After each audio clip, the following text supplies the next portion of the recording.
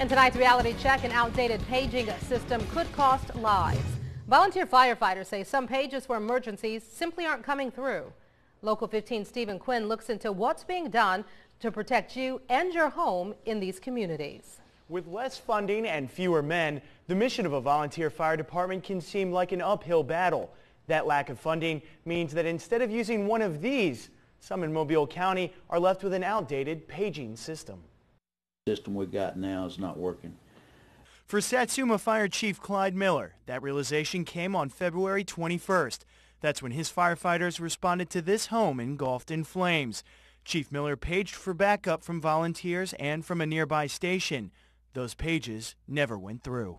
At that time, there were several fire departments that lost their pages. As a matter of fact, they paged Creola out to help us, and there was no response for them because they didn't get their pages either. The fire was caused by a lightning strike. A company spokesman says the bad weather was also to blame for the paging system failure.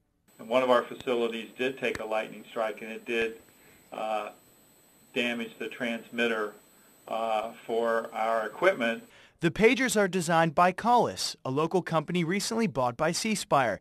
They acknowledge the pagers built in the mid-90s are old, but they say are still a functional option.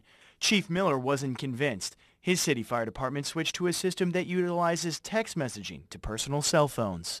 It's cost us quite a bit of money to go to this, but you can't put a price on saving lives.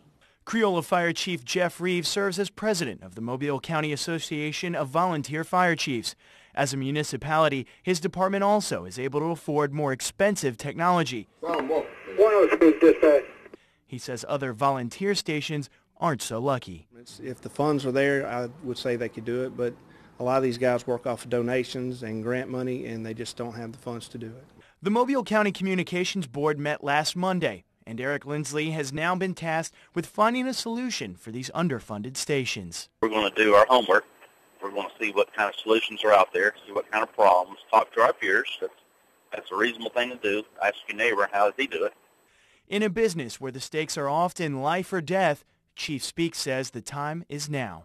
You know, there's a lot of sleepless nights for all of us because we monitor radios to ensure that we don't miss calls because of that.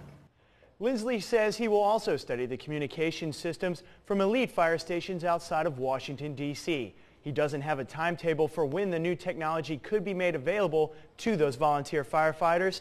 He also says funding will be a big uphill battle. Now, as for the paging system Callis, their spokesman says they too offer a text messaging service for their customers. Reporting for Local 15 News, I'm Stephen Quinn.